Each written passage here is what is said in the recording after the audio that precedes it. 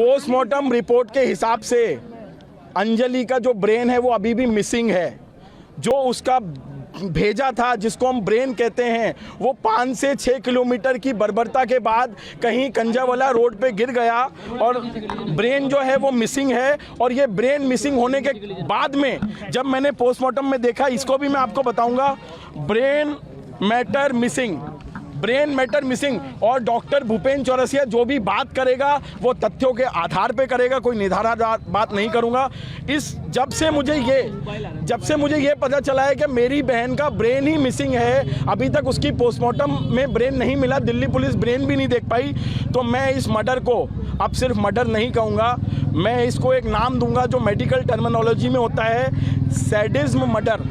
Sadism murder मतलब होता है किसी को मारना एक अलग होता है और किसी को पेनफुल मौत देना अलग होता है। आपने सुना होगा एक झटका होता है और एक हलाल होता है। झटके में जो होता है एक ही बार में हम उसको मार देते हैं और हलाल में हम धीरे धीरे करके उसको मारते हैं। तो यहाँ पे अंजलि के साथ जो हुआ है, that is not a simple murder, it is a sadism murder in which उसको धीरे धीरे पेन दे के मारा गया है।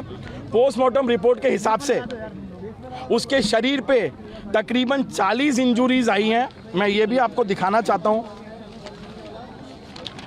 सारे मीडिया जो हैं इसको देखें। तकरीबन 20 से 25 जो हैं वो ग्रेज्ड एब्रेशन हैं।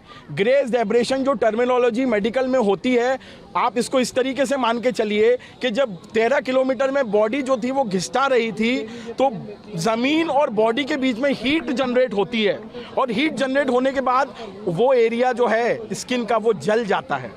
कम से कम बॉडी में 25 से 26 ऐसे मार्क्स है जहाँ पर उसको ग्रेज एब्रेशन हुआ है। 40 इंजुरीज टोटल नोट डाउन हुई हैं। अच्छा, पोस्टमार्टम रिपोर्ट में इस बात का भी खुलासा हुआ है कि some injuries are inconspicuous due to blackening, smudging and brush burn. Burn means जब ये 13 किलोमीटर की बर्बरता हो रही थी तो उसकी बॉडी और जो ज़मीन का सरफेस था वो इस तरीके से टकराया कि वहाँ हीट जनरेट हुई है और काफ़ी जो बॉडी पार्ट है वो ब्लैकनिंग भी हो गई है, जिसमें पोस्टमार्टम में वो सब चीज़ों का पता उनको नहीं लग पाया। कुछ ऐसे पार्ट्स भी हैं। अच्छा, इसमें जो फाइनल अच्छा, अगर मैं आपको चेस्ट के बारे में बताता हूँ तो रिब्स जो हैं वो पीछे से एक्सपोज हो चुके थे, expose from the back, grinding effect of ribs, sharpening. और जो सबसे इंपॉर्टेंट है, आपको जानना बहुत ज़रूरी है, दोनों लंग्स जो हैं वो बाहर आ चुके थे। लंग्स जो एक बहुत इंपॉर्टेंट ऑर्गन होते हैं किसी की भी बॉडी के लिए। आपने देखा कि कोविड में कैसे कोविड-19 वेरिएंट ने जो है लंग्स में जाके लोगों को ब्रीथिंग प्रॉब्लम कराई और कोविड सेकेंड वेव में कैसे लोग मरे। तो इसका जो लंग्स था, एक्सपोजिशन ऑफ लंग्स की पोजीशन चेंज हो चुकी थी और वो मर चुकी थी।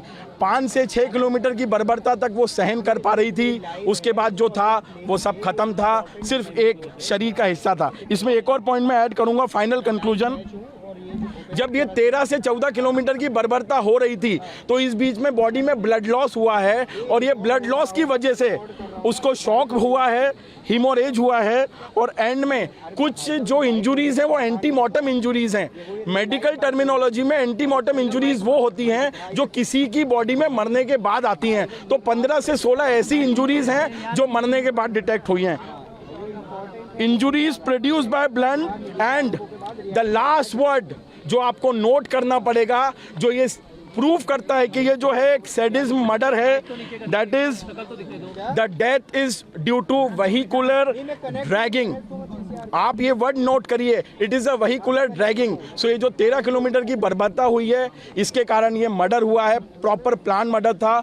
मैं मीडिया के माध्यम से निधि के सारे आरोपों को बेबुनियाद बताता हूँ। और एक चीज़ और मैं बोलना चाहता हूँ मीडिया पे, एक इंसिडेंट होता है, 2 लोग एक ही स्कूटी पे हैं, एक बच्ची के साथ इतना घनन अपराध हो जाता है, वो मर जाती है और एक बच्ची जो है वो सडनली एक साइड हीरोइन की तरह 75 घंटे 80 घंटे गायब होती है और सडनली प्लांट होती है कि भैया मैं भी उस वाक़े में थी और ऐसा हुआ। तो मैं निधि के सारे आरोपों को बेबुनियाद बताता हूं। मैं अपनी प्रेस कॉन्फ्रेंस को इसी तर्ज पे ख़त्म करता हूं। उसके बाद आप जो भी क्वेश्चन आंसर है आप पूछ सकते हैं। सर, अल्कोहल वाले पॉइंट पे 1 minute, let me finish then you last. End में मैं यही कहूँगा कि निधि के सारे आरोप बेबुनियाद हैं। अंजलि को जो है इंसाफ मिलना चाहिए। और मैंने फिर से, मेरे से काफ़ी मीडिया वालों ने पूछा, सर मनीष सिसोदिया जी आए थे जो डिप्टी सीएम हैं, उनने क्या बोला, क्या कहा?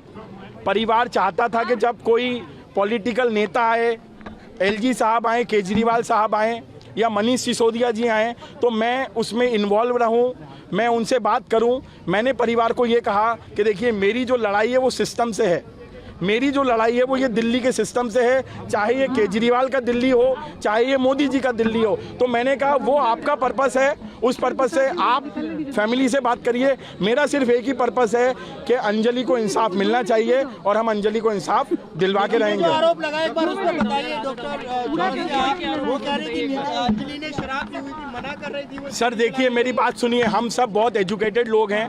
अब तो आप सबको भी पता है कि अंजलि जो है अब इस दुनिया में नहीं रही, तो सिर्फ एक ही तथ्य पे हमें पता चलेगा कि उसने अल्कोहल ली थी या नहीं ली थी। अभी मैं 5 मिनट के आसपास आप सबके साथ ये पूरे 10 पेज की जो PDF है इसको शेयर करूंगा, जो व्हाट्सएप पे चाहेगा उसको व्हाट्सएप पे भी दूंगा। आप अभी इसको नोट डाउन करिए।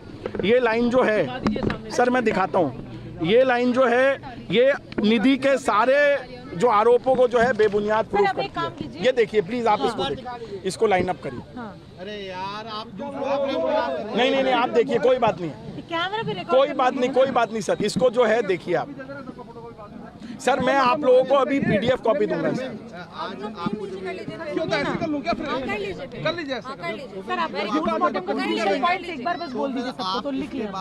कानूनी लड़ाई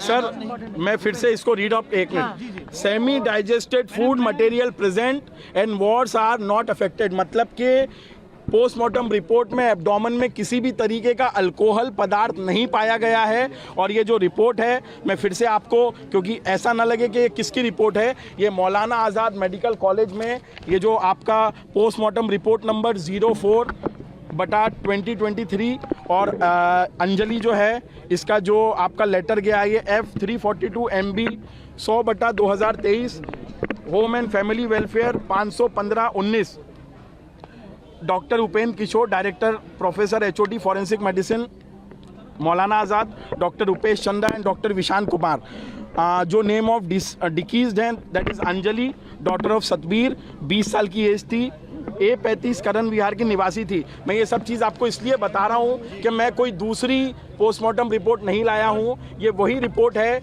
जिसको एंड में आपके ये तीनों डॉक्टर साहब ने अपने सील और साइन के साथ जो है वेरीफाई किया।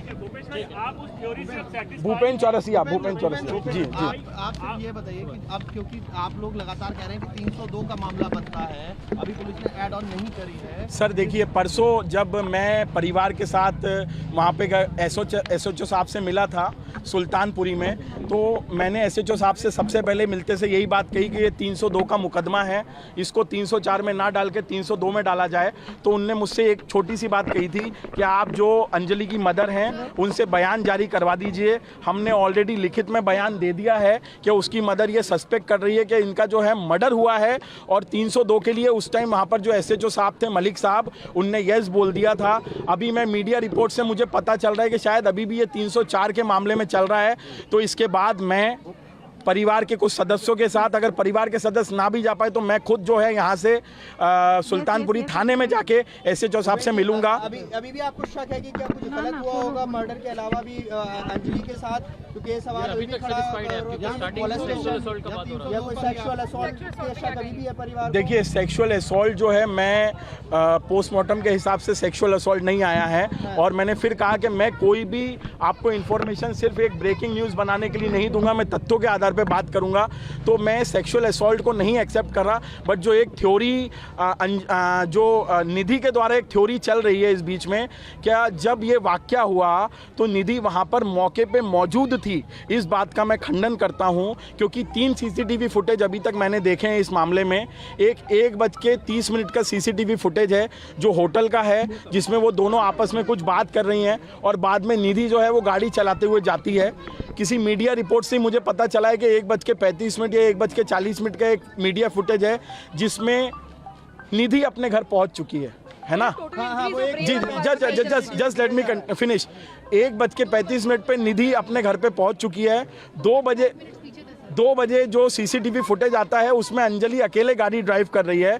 तो मैं आपको फिर बताना चाहता हूं, अगर रात को 1:30 बजे मैंने अपने दोस्त को उसके घर छोड़ दिया तो ये क्या मामला है कि 3 घंटे 1.5 घंटे के बाद या 1 घंटे के बाद वो मौके वारदात पे ये कहता है कि मैं भी उस स्कूटी में बैठी थी और जब ये सब वाकया हुआ तो मैं वहां से भाग गई। डॉक्टर भूपेन, तो ये सब चीज़ें जो हैं वो शंका के घेरे में है सर। सीसीटीवी का टाइमिंग जो था वो लेट था और 2-2:15 के करीब की वो फुटेज है जब वो भागते हुए घबराई हुई अपने घर जा नहीं, मुझे सर एक बात बताइए, मैं ये मान के चलता हूँ कि जितना भी पुलिस ने सीसीटीवी फुटेज खंगाले हैं हम उसी टाइमलाइन को मानेंगे जो उसमें दिए गए हैं। आप एक सीसीटीवी फुटेज में कहते हैं कि 1:30 बजे का सीसीटीवी फुटेज का टाइमिंग ओके है और 2:30 बजे में अगर पुलिस ये कहती है कि नहीं भाई साहब ये 1:30 का नहीं है, ये तो 2:30 बजे का है, तो ये अपने आप में एक शंका की बात है। क्योंकि सीसीटीवी फुटेज में जो टाइमिंग है, मैं सारे सीसीटीवी फुटेज के टाइमिंग के आधार पर मैं इस तथ्य को मानूंगा।